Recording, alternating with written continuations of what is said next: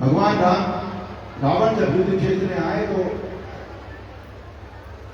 उनका युद्ध सबसे हुआ है, सुग्रीव से हुआ, हनुमान से हुआ, बाकी लोगों से नहीं हुआ। और संध्या होते होते वो भगवान राम के सामने जा पहुंचा। भगवान राम ने उसके रथ की ध्वजा, उसकी खड़क, उसके रथ का पहिया सभी कुछ तहस नहस कर दिया। और एक बार ऐसा आया तो सदैव रथ में चलने वाला रावण उसे धरती पर खड़े होने पर मजबूर होना पड़ा। और तब भगवान राम ने उसे कहा, जो कहा वो मैं आपको बताता हूं, ध्यान से सुनिएगा इस बात को। आज के युग में ये हमारे लिए बहुत जरूरी है। भगवान राम ने उसे कहा, वाह रावण वाह, भगवान शिव के त्रिशूल की भांति प्रचंड वायुपुत्र हनुमान की मुष्टिका का प्रहार तुमने सह लिया।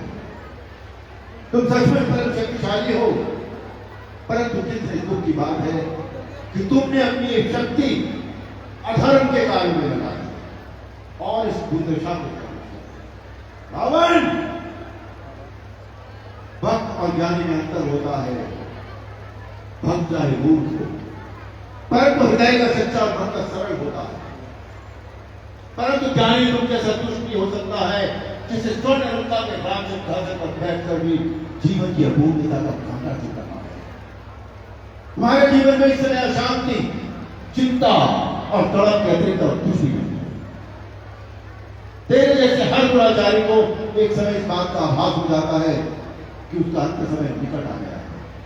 और तब वो एक घायल जात की भांति अपनी सुरक्षा के लिए ढूंढता फिरता है, लेकिन इसे कहीं सुरक्षा नहीं। पहली अवस्था इस तरह तुम्हारी, तुम्हारे पाप के विष के प्रभाव में तुम्हारे मन की शांति को छुपा दिया। और तुम उस पाप के विषय कांटे को चुभन को छुपाने के लिए ऊंची ऊंची आवाज में बड़ी बड़ी डींगे मार रहे हो, जिन्हें तुम्हारा अपना मन भी सच नहीं मानता। रावण, इसी का नाम है दुर्दशा। युद्ध जीतने के लिए अस्त्र शस्त्रों की गिनती और पाशविक बल की आवश्यकता नहीं होती।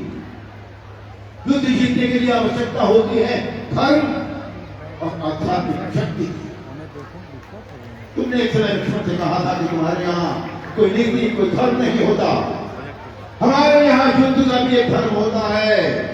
हम निहत्थे शस्त्रहीन शत्रु पर कभी वार नहीं करते। ये है कोई छोटी नहीं।